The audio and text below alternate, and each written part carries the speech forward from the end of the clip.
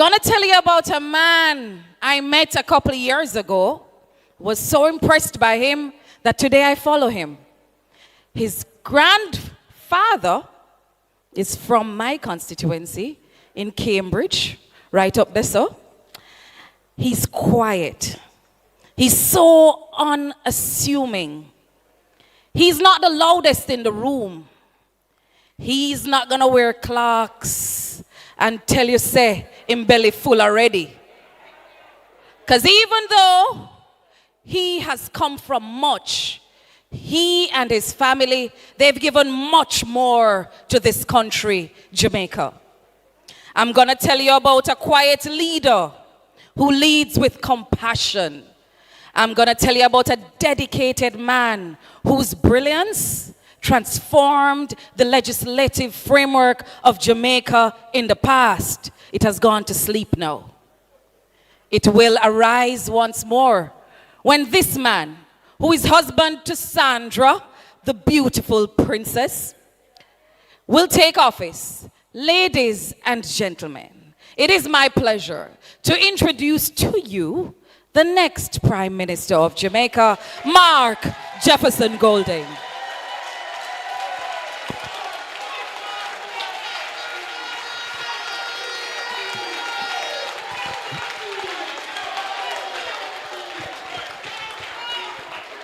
Thank you. Thank you very much. Thank you very much, Madam Master of Ceremonies and next Member of Parliament for South St. James, Comrade Nikisha Burchell.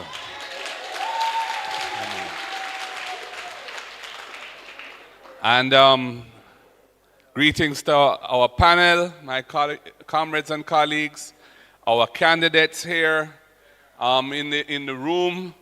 We have Dr. Andre Horton, we have from Hanover, Comrade Andrea Perkis, Comrade Heather Miller, Alan Bernard, Rochelle Reed-Nutt, and of course Janice, who you'll be hearing more from in a while. This town hall, as has been said, is the third in a series that we've been having, really to give an opportunity to interact with residents, community members, the people, in a way that we can go into a bit more depth in some of our ideas, and to hear, importantly, to hear from you on the issues of the day and how you feel about things, to make your suggestions and comments so that we can have the benefit of your wisdom and understanding and experience in forming our policies and programs as we proceed to form the next government here in Jamaica. Now, at the center of the next PNP government must be a very strong ethical framework.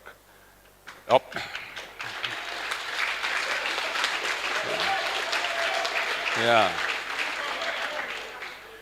The values, the morals, the attitudes which make us a productive, caring, and peaceful nation are essential to nurture and promote, to take Jamaica forward, to reach the heights that we ought to be striving for and that we are capable of, but which seem to be eluding us as we find ourselves enmeshed in a quagmire of corruption, cronyism, bad governance, and other dispiriting things that we hear about almost every day.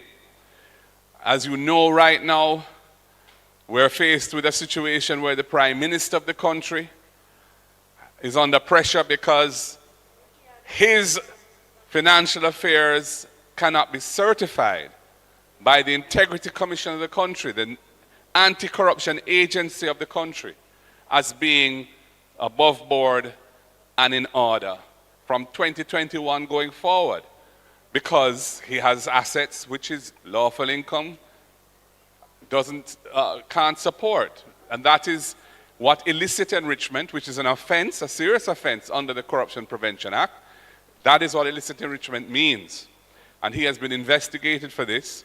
And at the end of a long and detailed investigation, the Integrity Commission said, well, we aren't able to come to a final conclusion on the matter because we weren't provided some of the information by Mr. Holness that we'd asked. And this there's sufficient there to warrant further investigation to get to the facts.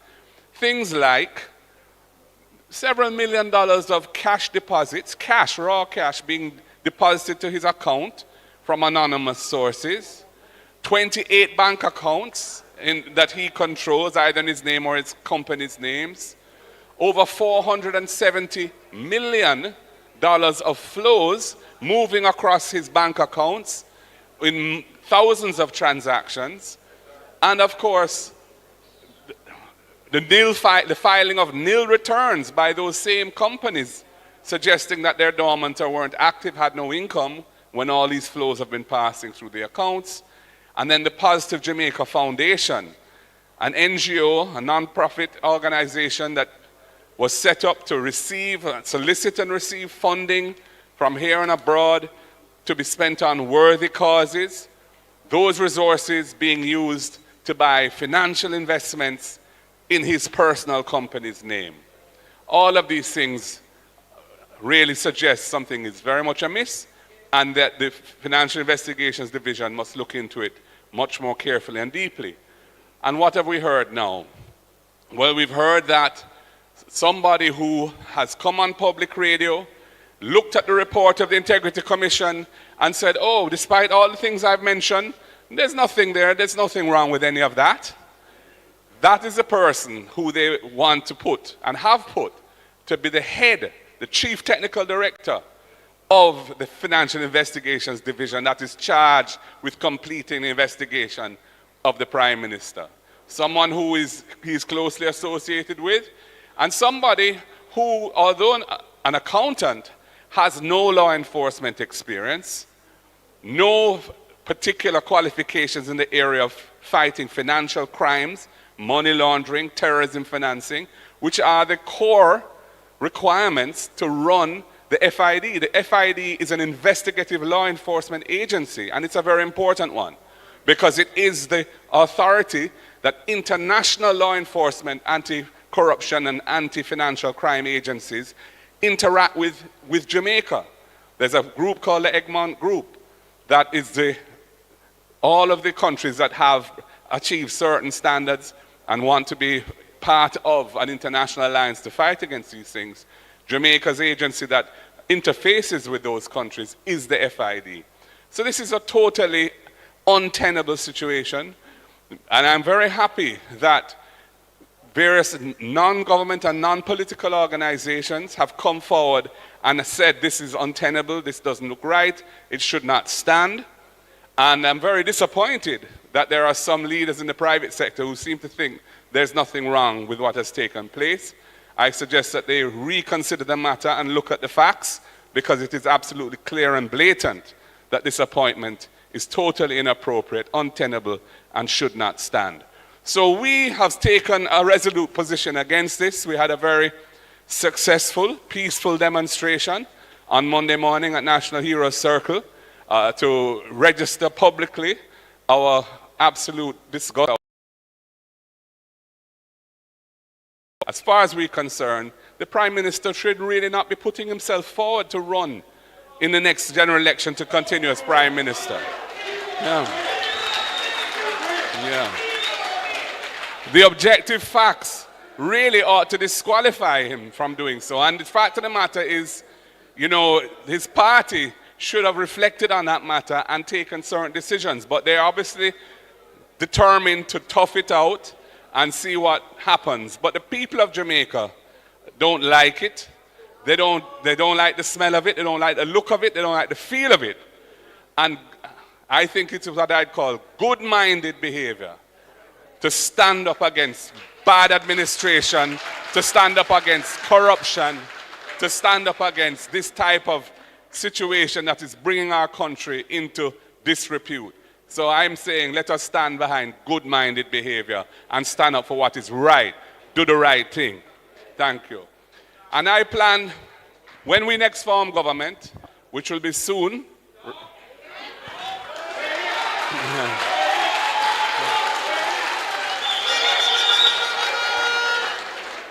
because all Wagwan, them can run but them can't hide. Them have,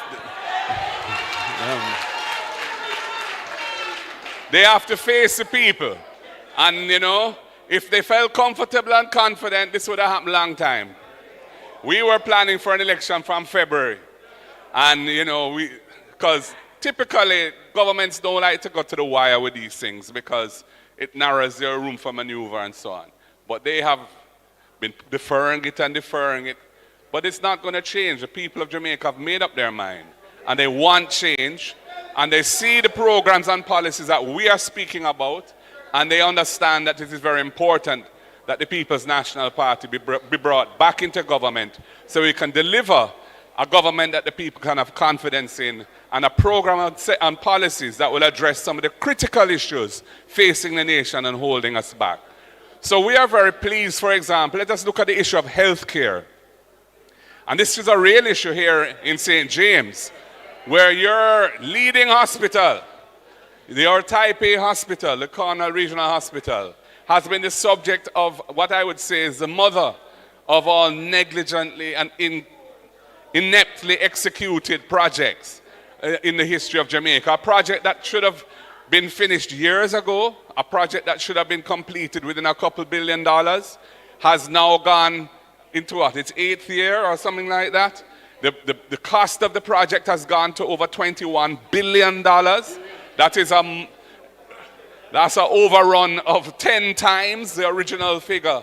And the government is trying to, cut ribbons for administrative offices when the hospital itself is in a dire situation.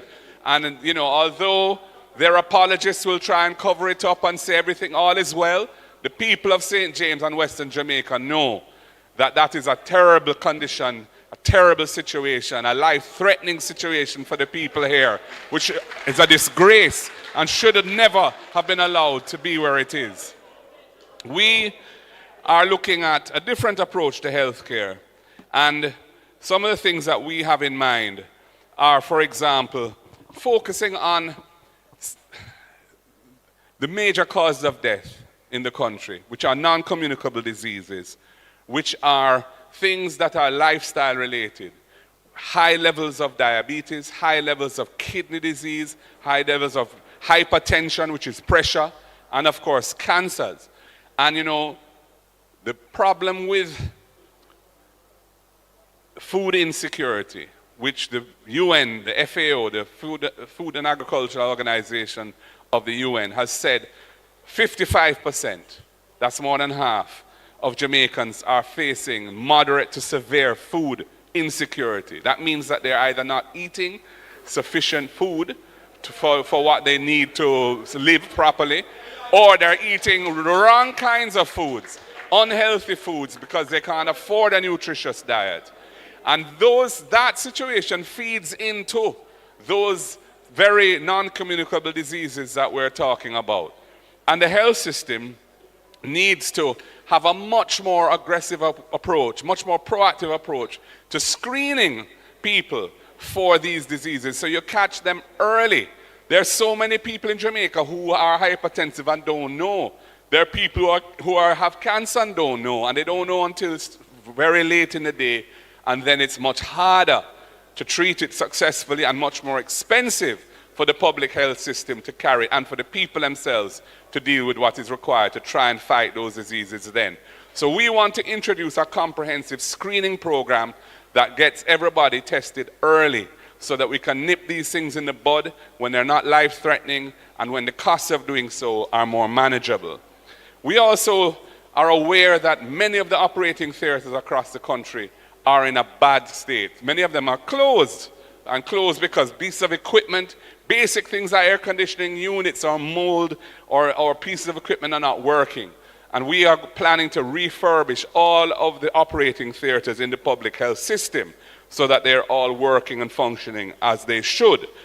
And then we have this idea of establishing urgent care centers.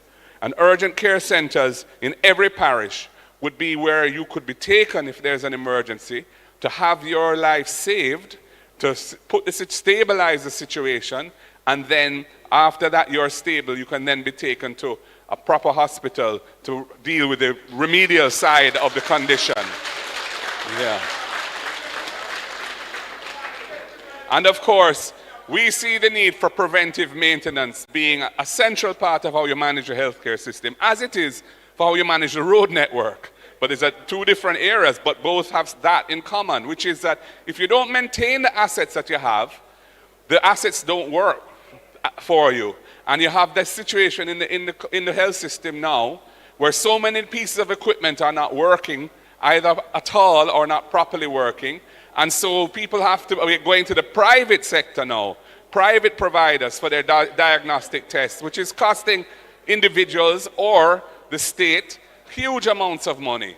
And we believe that this can be dealt with by having a proper system of preventive maintenance for the equipment that we invest in, so that the equipment can work properly for its scheduled life and then can be replaced with new equipment when its scheduled life comes to an end. So we're very big on preventive maintenance in all areas. And of course, we want to support our healthcare workers because we need to keep them in the system, and many of them are leaving. So we're looking at things like housing opportunities, looking at the pay packages for them and training opportunities as well to make it easier for them to stay in the health system, make it beneficial for them to stay in the health system rather than migrate, for example, as many are now doing. Education, I move to, another vital area. Now, one of the reasons why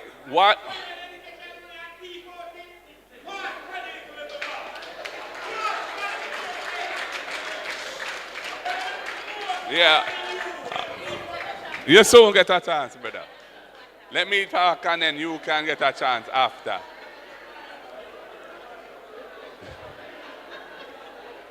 I love the passion still.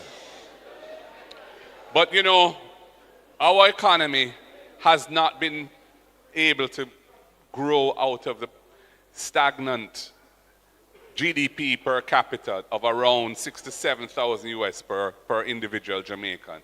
We have been stuck in that range despite all the good work that has been done to get our public finances into a sustainable state, to get the debt of the country down to manageable levels and all of that, which the last 10 plus years, more than 10 years, 15 years, the country has been focused on dealing with. Yet the economy is not generating wealth for the people and is stagnant, and the levels of growth are very, very small.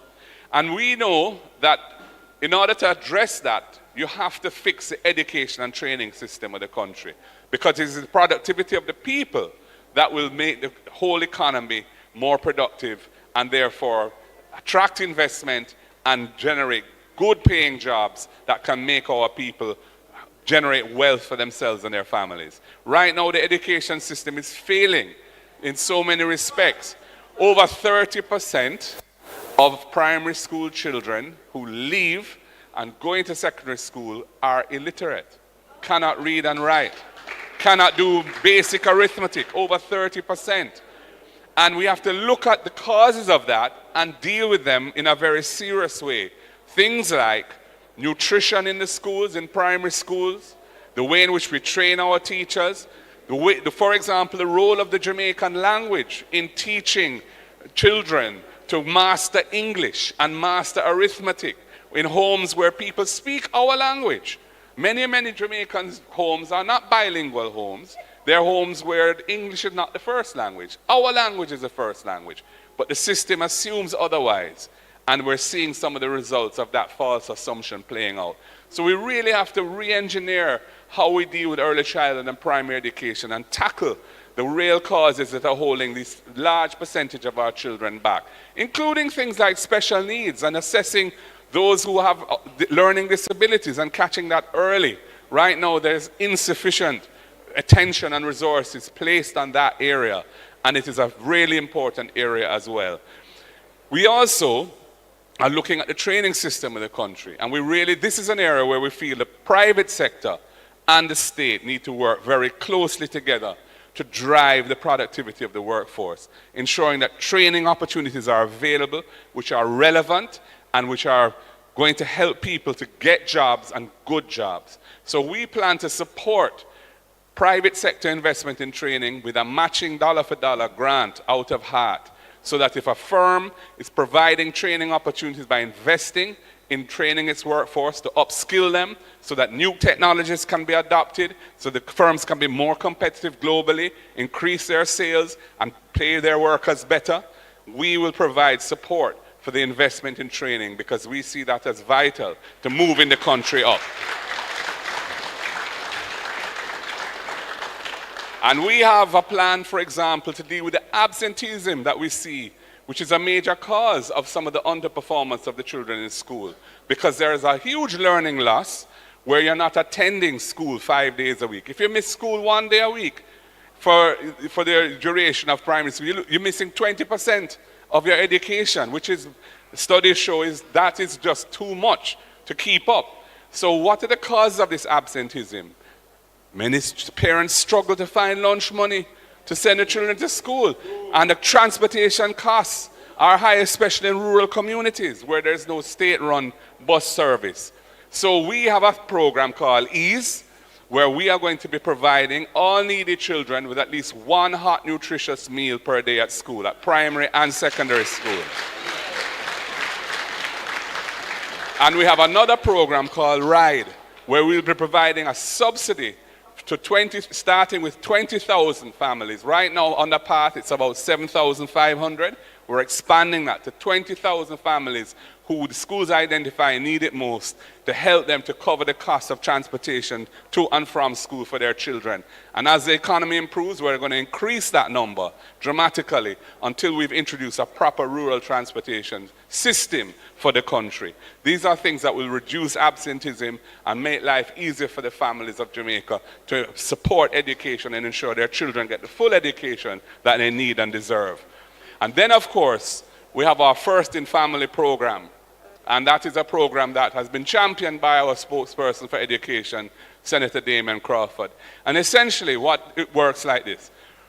If you have a young person or any person from a family who has qualified to enter university or a tertiary institution, and that person is the first in their family, in their household, to have attended a tertiary institution, the government will pay the full tuition cost of that student.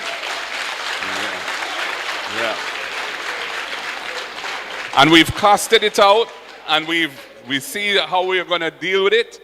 And that child, that student, when they get their degree and step into the world of work as a fully trained person, can help their family transform as well. Their siblings, take them out of this intergenerational poverty, which is a feature of life in Jamaica, where people from one generation to the next, the poverty passes down.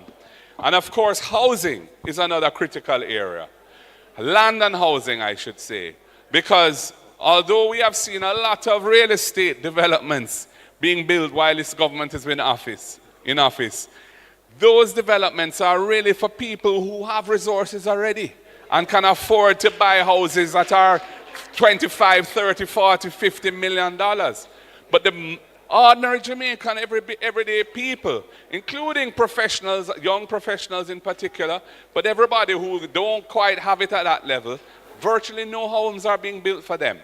And there's a huge unmet demand for affordable housing.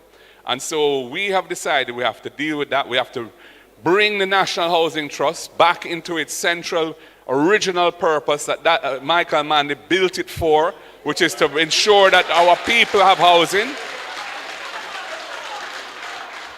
And we're going to stop taking, this government for the last 10 years has been taking $11.4 billion a year out of the Housing Trust to fund the budget.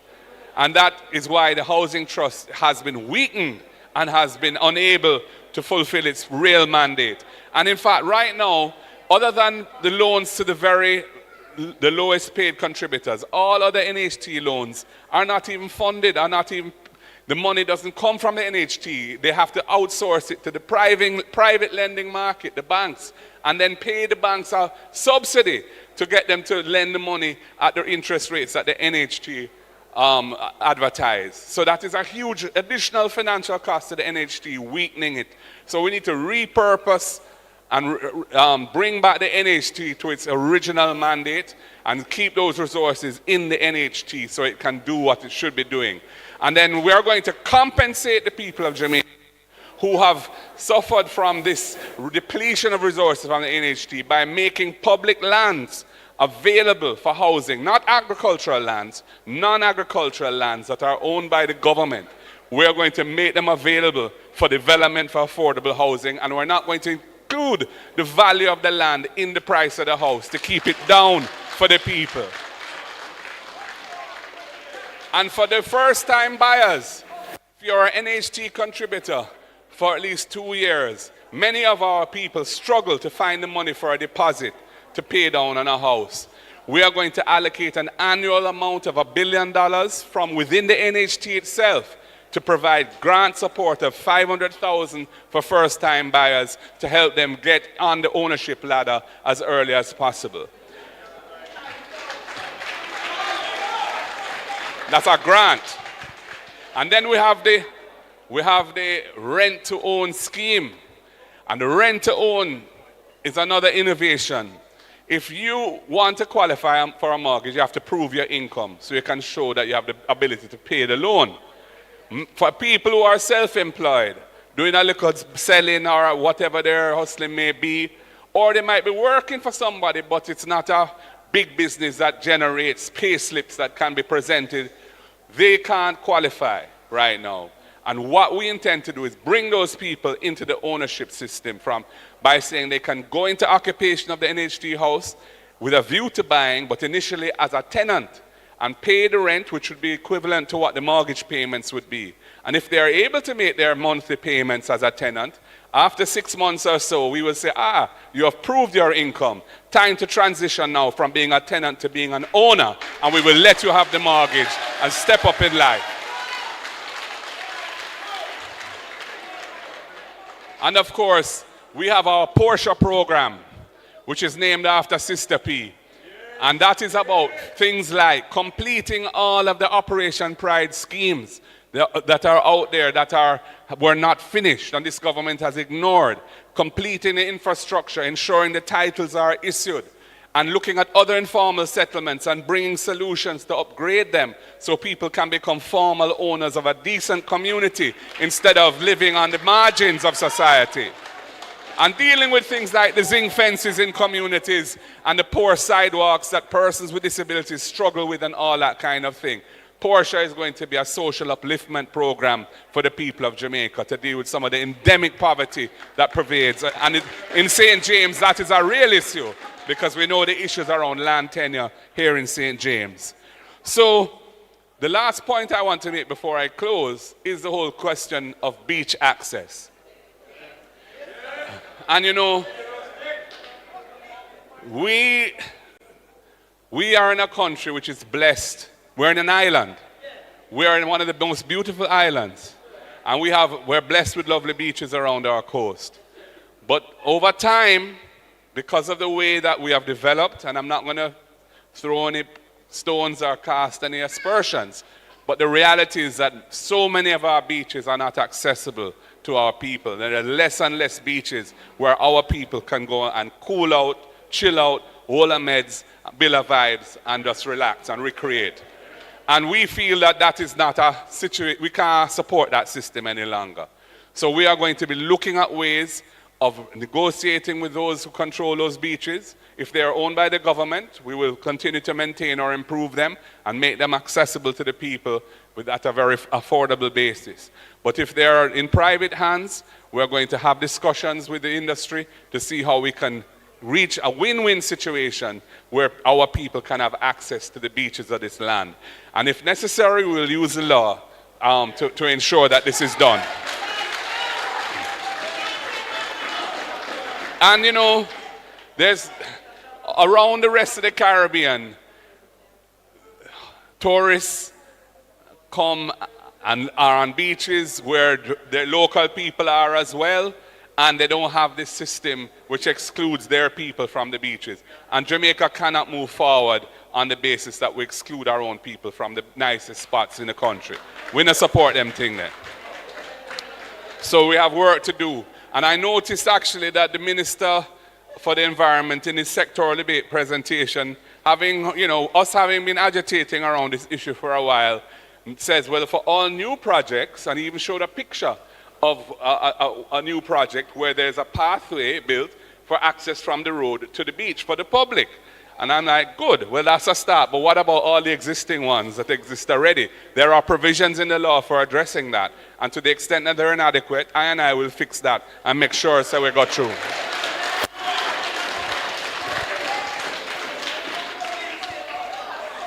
So people, we have work to do. Jamaica has a lot of potential, we know that. We are a great people, we are a remarkable people. But we are also a people that are not moving forward in the way that we should to achieve our greatness. And we need to really tackle some of the issues, the legacy issues that are holding us back as a people. And that's what the next PNP government is going to be elected to do. And that is what we're determined to deliver for the people with a clean heart, pure heart, and clean hands. No hanky-panky business. And if anybody violate, then we're going to feel the result of that. Because we want to make sure that the people of Jamaica can trust us when we're in government, because they're sick and tired of what has been going on for far too long. Comrades, God bless. The word is love.